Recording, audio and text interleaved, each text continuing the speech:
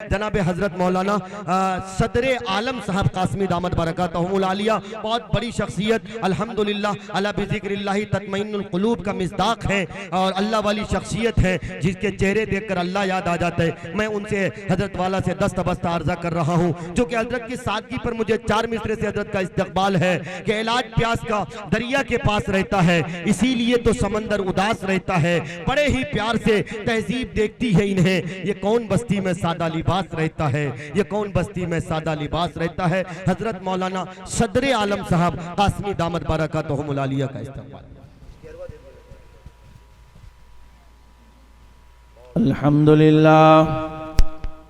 अल्हम्दुलिल्लाह नहमदुहु व नस्तईनुहु व नस्तगफिरुहु व नु'मिनु बिही व नतवक्कलु अलैहि व नऊज़ु बिल्लाहि मिन शुरूरि अनफुसिना व मिन सय्यिआति अमालिना। मन यहदिहिल्लाहु फला मुज़िल्ल लहु व मन युज़लिलहु फला हादिय लहु व नशहदु अन ला इलाहा इल्लल्लाहु वहदहु ला शरीका लहु व नशहदु अन्न मुहम्मदन अब्दुहु व रसूलुहु व सल्लल्लाहु तआला अलैहि व सल्लम तस्लीमन कसीरन कसीरा। अम्मा बाद फ़क़द क़ाल अल्लाहु तबारक व तआला फ़िल क़ुरआनिल मजीद वल फ़ुरक़ानिल हमीद। अऊज़ु बिल्लाहि मिनश शैतानिर रजीम। बिस्मिल्लाहिर रहमानिर रहीम। व अंतुमुल आलौना इन कुंतुम मुमिनीन। सदक़ल्लाहु मौलानाल अज़ीम व सदक़र रसूलुहुन नबियुल करीम व नहनु अला ज़ालिका लमिनश शाहिदीन वल्हम्दुलिल्लाहि रब्बिल आलमीन। व क़ाला अन्नबिय्यु सल्लल्लाहु अलैहि वसल्लम इस्मा व युस्मा लका कमा क़ाला अलैहि सलातु वस्सलाम।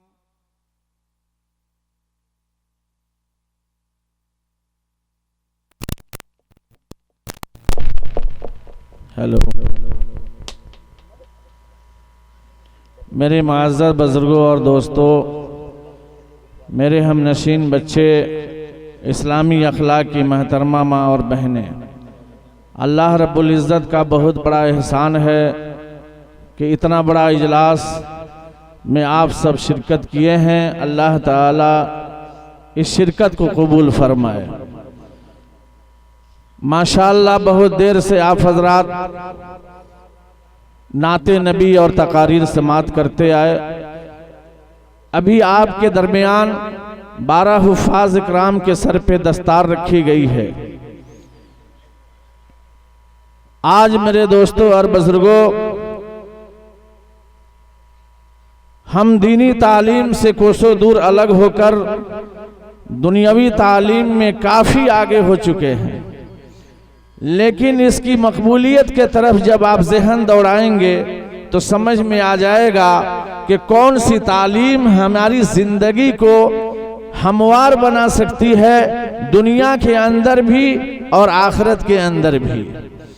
जो आज हुफ़ाज़ इकराम आपके सामने बैठे हैं, माशाअल्लाह, अगर आपको यकीन है कि इनके सर पे दस्तार रखी गई है, इनके सीने में 30 पारे महफूज हुए हैं, ये बच्चे आगे आगे जन्नत में जाएंगे और अपने वालिदैन को लेकर के साथ में जाएंगे। तो हर आदमी ये कोशिश करेगा कि सबसे पहले मैं अपनी औलाद को हाफिज़े कुरान बनाऊं, और जिसके दिल में ये बात नहीं है, पैसे काफ़ी आ गए, फरमानी आ गई, तो वही इंसान मदरसे के बजाय स्कूल में डालना शुरू करता है, और वो आदमी अपनी औलाद से इतनी नाफरमानी की दहलीज पर देखता है और नफरत की नज़र से देखने लगता है कि उस वक्त उससे एहसास होता है कि हमने कुछ नहीं किया। आज बताना चाहूँगा, अल्लाह के रसूल सल्लल्लाहु अलैहि वसल्लम पर सबसे पहले नमाज नहीं आई, अल्लाह के नबी पर रोज़ा नहीं आया, अल्लाह के रसूल पर हज फर्ज नहीं किया गया, पहले कुरान आया, बाद में नमाज आई, पहले पहले कुरान आया, बाद में रोजा आया, पहले कुरान आया, बाद में ज़कात आई, पहले कुरान आया, बाद में हज फर्ज हुआ। पता ये चला कि पहले सीखना है, बाद में सिखाना है। पहले अल्लाह रब्बुल इज्जत ने कुरान उतारा और अल्लाह के नबी फरमा रहे हैं कि खैरुकुम मन तअल्लमल कुरान व अल्लमह, कि तुम में सबसे बेहतर वो है जो कुरान सीखे और दूसरों को सिखाए। इस पर से हमारा यकीन उठ गया और अपनी जिंदगी को हम निस्तो नाबूद कर चुके। अल्लाह रब्बुल इज्जत के अहकामात को फरामोश कर दिए, दुनिया वालों की बातों पर यकीन करना शुरू कर दिया। और जो अल्लाह रब्बुल आलमीन ने कुरान उतारा उस अहकामात को हमने बालाए पुश्त रख दिया। ऐ मेरे दोस्तों और बुजुर्गों, यकीन रखो इस तरह से जिस तरह अल्लाह के नबी सल्लल्लाहु अलैहि वसल्लम ने सैयदना अली मुर्तजा से कहा था, ए अली मुर्तजा, मैं यहाँ से मक्कतुल मुकर्रमा को छोड़कर मदीनतुल मुनव्वरा जा रहा हूँ। आज की रात में मेरे बिस्तर पर आराम करना, सुबह कर्ज वालों को कर्ज दे देना, अमानत वालों को अमानत दे देना, मदीना में आकर मुझसे मिल लेना। सरकारे मदीना का ये कहना था। अली मुर्तजा रात के आलम में बिस्तर पे सो रहे हैं, बिस्तर रसूलुल्लाह सल्लल्लाहु अलैहि वसल्लम का है, आप आराम फरमा रहे हैं। आकाए नामदार मदीना के तरफ कूच कर गए हैं। उस वक्त चारों तरफ से दुश्मनाने इस्लाम मौजूद है। जब चादर हटाई जा रही है, देखा कि रसूलुल्लाह इस बिस्तर पर नहीं है, अली मुर्तजा इस बिस्तर पर हैं। कहा, ए अली, रसूलुल्लाह कहाँ हैं, मोहम्मद कहाँ हैं? अल्लाह के नबी वहां नहीं थे, मदीना के लिए रवाना हो चुके थे। लोगों ने देखा अली मुर्तजा खूब अच्छी तरह सोए हुए हैं। कहा, तुझे डर नहीं लगता? तुझे मालूम नहीं है कि कुफ्फारे मक्का चारों तरफ से घिरे हुए हैं और वार करने वाले हैं? अली मुर्तजा का बयान सुनो मेरे दोस्तों और बुजुर्गों। सैयदना अली रज़ी अल्लाह ताला अन्हु ने कहा कि ऐ कुफ्फारे मक्का, तुझे मालूम नहीं है हमारे रसूल जनाबी मोहम्मद रसूलुल्लाह ने कहा था कि ऐ अली मुर्तजा, मेरे बिस्तर पे तुम सो जाना, कर्ज वालों को कर्ज दे देना, अमानत वालों को अमानत दे देना और मदीना में आकर मुझसे मिल लेना। खुदा की कसम मुझे यकीन हो गया कि आज की रात में अली मुर्तजा की मौत आ नहीं सकती है, क्योंकि रसूलुल्लाह ने मदीना बुलाने का ऐलान कर दिया। आज मेरे दोस्तों और बुजुर्गों, हमारा यकीन इंसान पर आ गया है, अल्लाह से यकीन हट चुका है।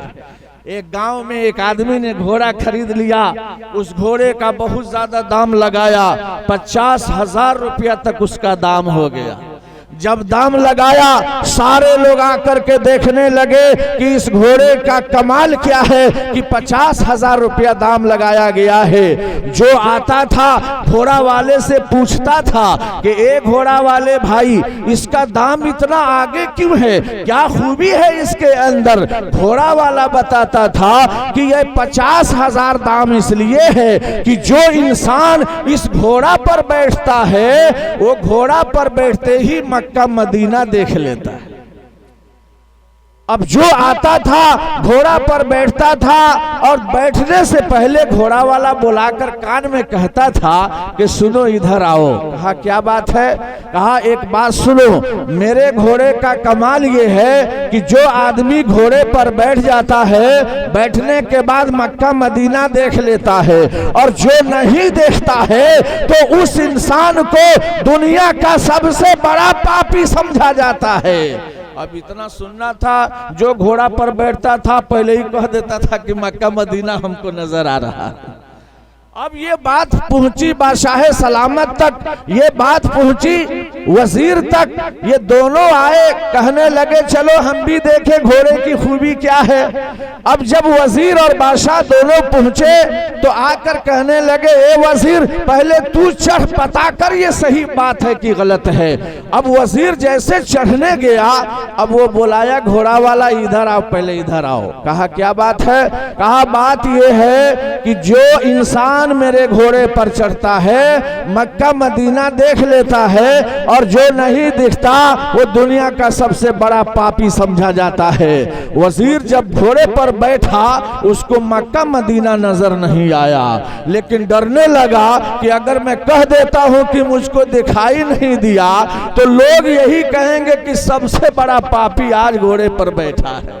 इसलिए वो जैसे बैठा कहा, ए बादशाह सलामत, ये वजीर जैसे घोड़े पर बैठा है यहीं से एक तरफ मक्का दिखाई दे रहा है, दूसरी तरफ मदीना दिखाई दे रहा है। कहा अच्छा अब तू नीचे आ, मैं चढ़ता हूं। अब वजीर नीचे आया, बादशाह ऊपर चढ़ा। अब वजीर से तो कह दिया था, बादशाह से कहा नहीं था कि इसमें ऐसी ऐसी बात है। वो डर गया कि अगर कह दूं तो बादशाह हो सकता है कि दंड कर दे, इसलिए चुपचाप रह गया।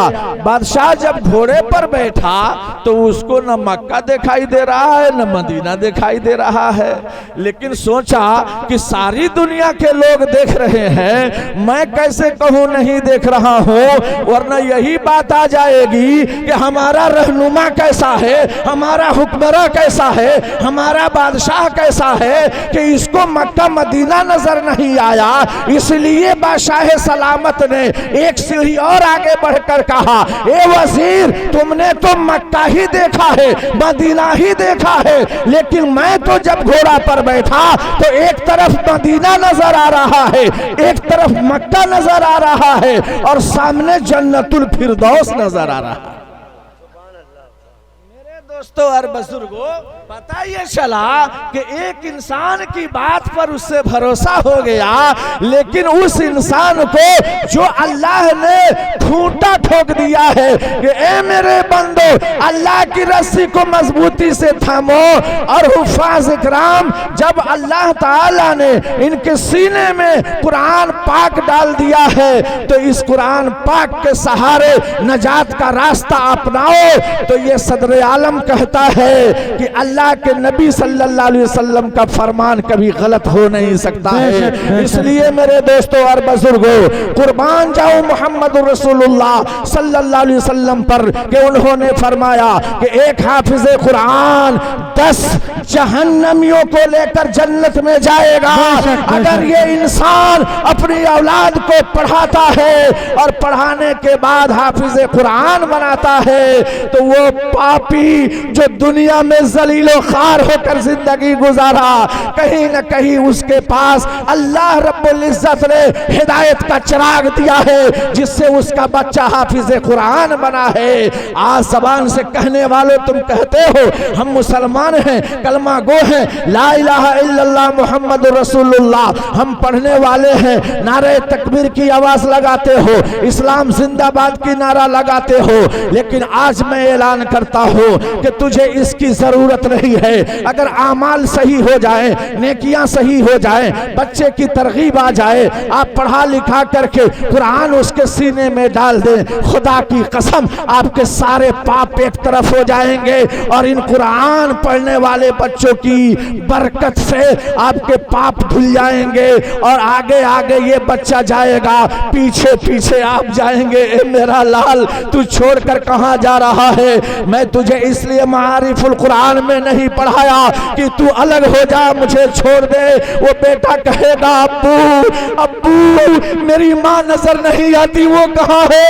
मेरी बहन नजर नहीं आती, वो कहाँ है? वो सारा का सारा मंजर सामने होगा।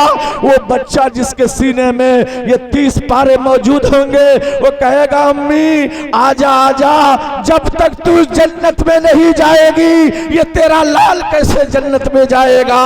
वो बच्चा माँ के साथ जाएगा, अपने अब्बू के साथ जाएगा, अपने अबाउ अजदाद के साथ जाएगा। इसलिए तहैया करो कि सबसे पहले इंशाअल्लाह अपने बच्चे को हाफिज कुरान बनाऊंगा।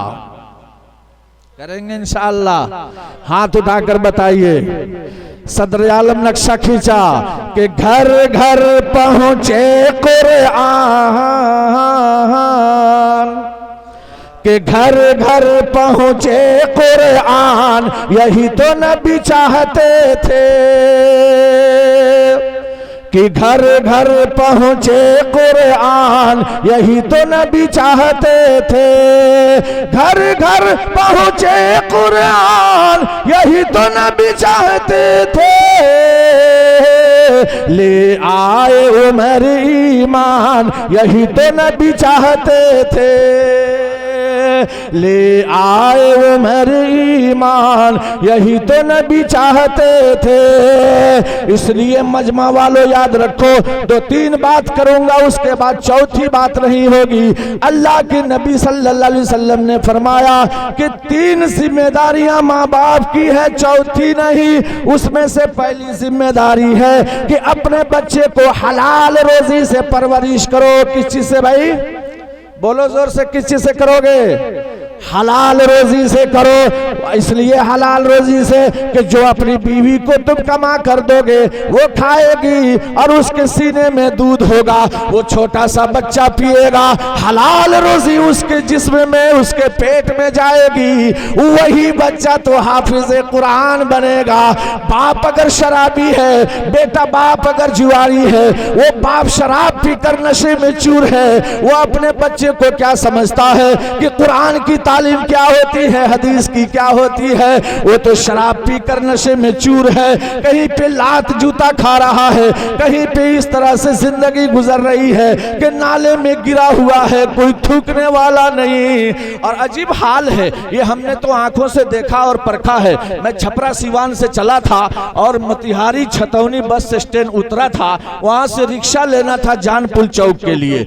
अब जिस रिक्शा वाले से मैं बात कर रहा हूँ, वही रिक्शा वाला उस रिक्शा वाले से एक शराबी आकर बात करने लगा और बात करते करते मुझसे कहा कि पीछे हटो। मैं समझा कि भाई अनलोड नहीं है, ओवरलोड चल रहा है, इसलिए मैं जल्दी से पीछे हट गया। उसने कहा मुझे पहुंचाओगे जानपुर? रिक्शा वाले ने कहा हाँ बैठ जा, पहुंचा दूंगा।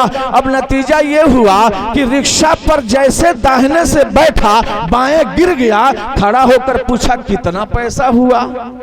मैं कहा न इसको चढ़ते देरी, न उतरते देरी, न पैसा देते देरी। ये तो हाल है शराबियों का। तो मेरे दोस्तों और बुजुर्गों, ये हाफिज कुरान जब आप बनाएंगे तो कहीं न कहीं आपके अंदर अल्लाह ने हिदायत दी है कि आपका बच्चा पढ़ लिख करके आज हाफिज कुरान का नक्शा नजर आ रहा है। इसलिए आज तहैया करना होगा कि सबसे पहले हम दीनी तालीम देंगे और इस दीनी तालीम के जरिए से इंशाअल्लाह हम नजात के रास्ता पाएंगे इंशाअल्लाह।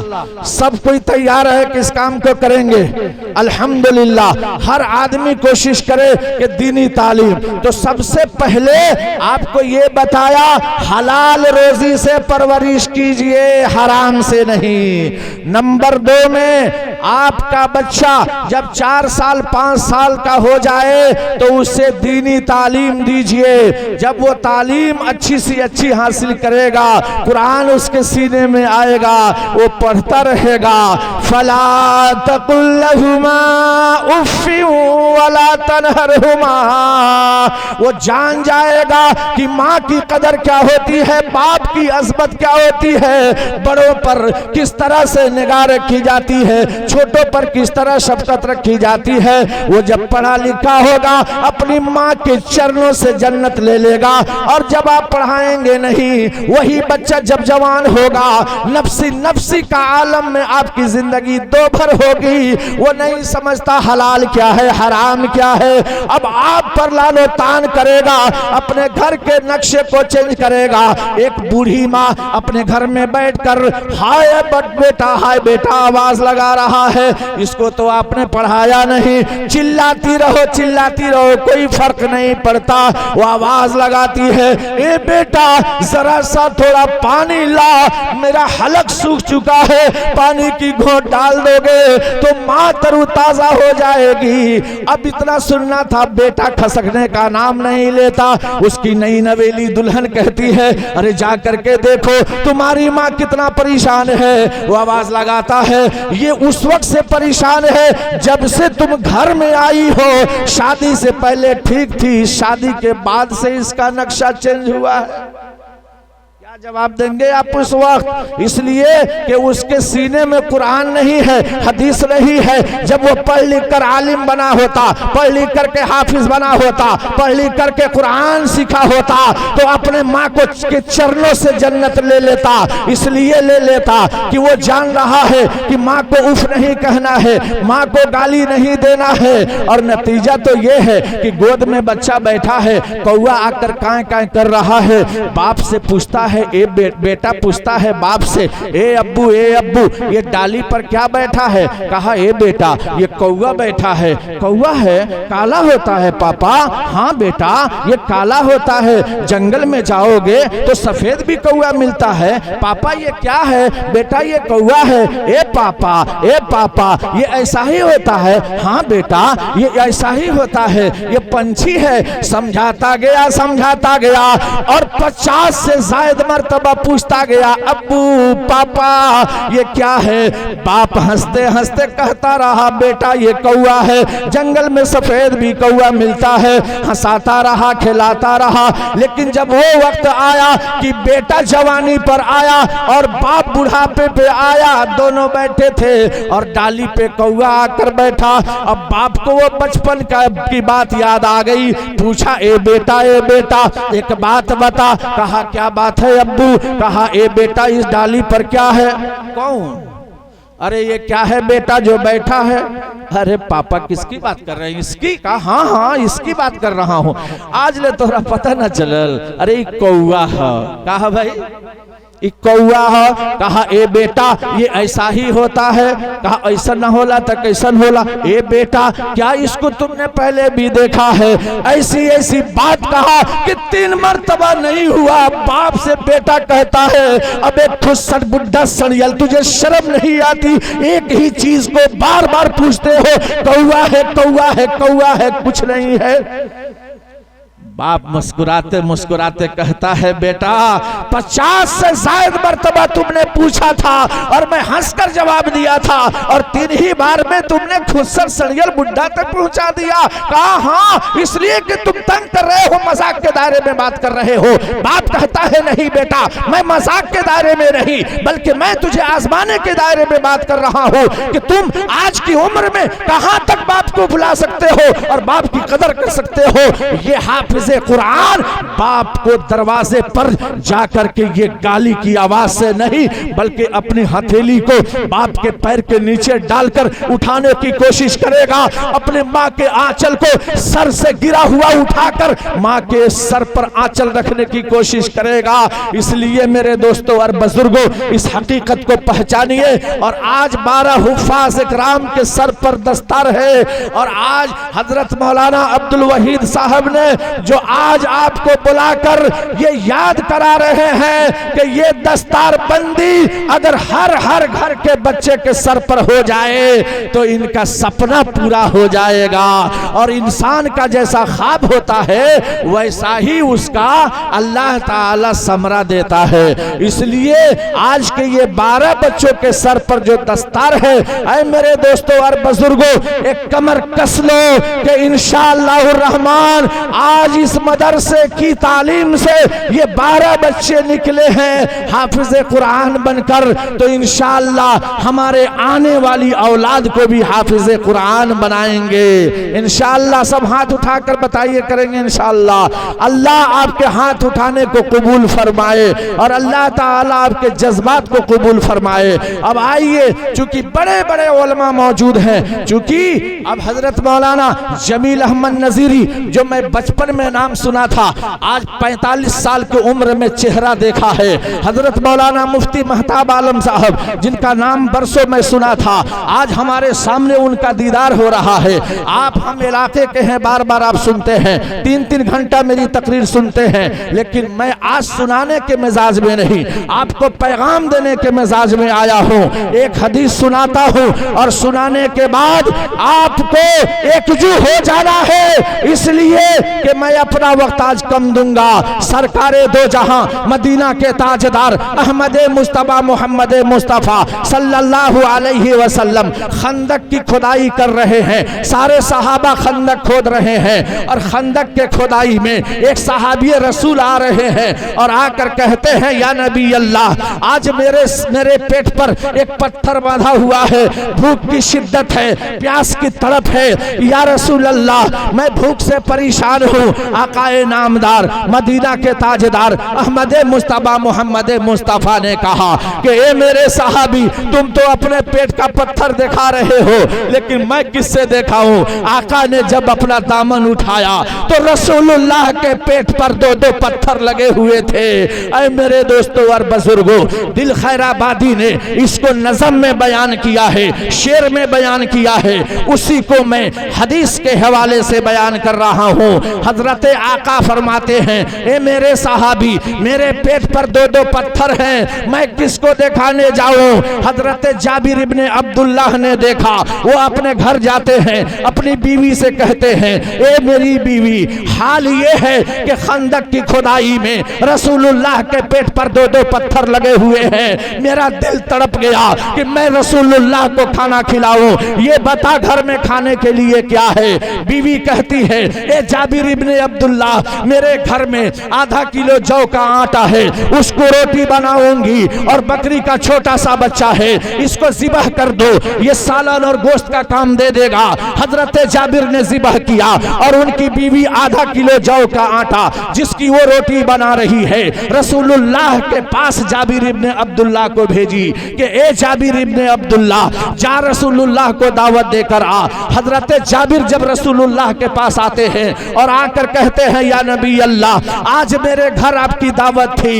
रसूलुल्लाह जब ये सुनते हैं, आका जब सुनते हैं, सारे सहाबा से कहते हैं, ओ सहाबा, खुशखबरी खुशखबरी खुशखबरी, यहाँ यहाँ यहाँ। सारे सहाबा एकजू हो जाते हैं, क्या बात है या नबी अल्लाह, क्या बात है या रसूल अल्लाह? आका फरमाते हैं कि सुनो सुनो सुनो, ए मेरे सहाबा, सब सुनो, आज जाबिर इब्ने अब्दुल्लाह के घर में सारे सहाबा की दावत है, सब के सब तशरीफ ले चलेंगे। जाबिर इब्ने अब्दुल्लाह सुन लेते हैं, वो फिर जल्दी में घर पहुंचे, अपनी बीवी से कहते हैं, सुनो, मैं तो आहिस्ता कहा था, रसूलुल्लाह से कहा था कि आपकी ही दावत है, लेकिन आका ने तो सारे सहाबा को दावत दे दी है। अब इतना सुनना था, अगर ये सहाबी हैं तो बीवी भी सहाबिया हैं। हजरत जाबिर इब्ने अब्दुल्लाह की बीवी ने क्या जवाब दिया? ऐ मेरी माँ और बहनों, तुम भी इसको नोट करो और आप भी इसको नोट कीजिए। जाबिर इब्ने अब्दुल्लाह की बीवी कहती है कि ए मेरे शौहर जाबिर, मेरा काम था नबी की दावत करना, और नबी का काम है सारे सहाबा की दावत करना।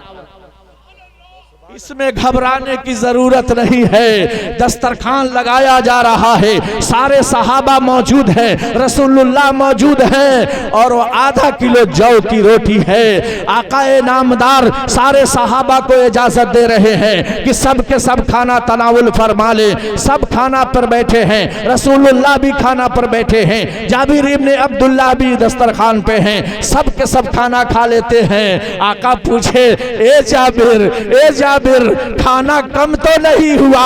हजरत जाबिर की आवाज आती है, या रसूल अल्लाह, ऐसा लग रहा है कि मैंने अभी तक दस्तरखान पे जो खाना था उसको छुआ ही नहीं।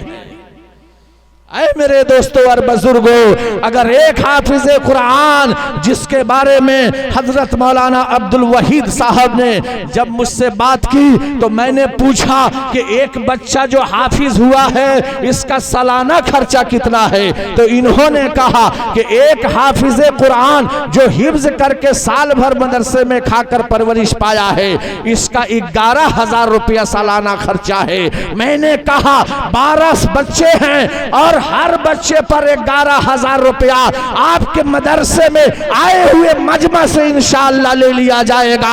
आप हिम्मत कीजिए, पढ़ने पढ़ाने का, ताल्लुम का सिलसिला जारी रखिए और ये आने वाले इंसान से अल्लाह ताला मदद करवाएगा। ऐ मेरे दोस्तों और बुजुर्गों, इतना बड़ा मजमा वो कौन इंसान है जो एक हाफिज कुरान का खर्चा 11,000 रुपया लेकर रसूलुल्लाह के फरमान के एतबार से वो जन्नत का टिकट लेता है। अगर एक आदमी आकर कहता है कि एक बच्चा को मैं ले लूंगा, सिर्फ 12 आदमी से मैं कह रहा हूं, इतना बड़ा मजमा है और 12 आदमी से मेरा सवाल है, इसलिए कि हाफिज कुरान 12 हैं तो आपको भी 12 देना चाह रहा।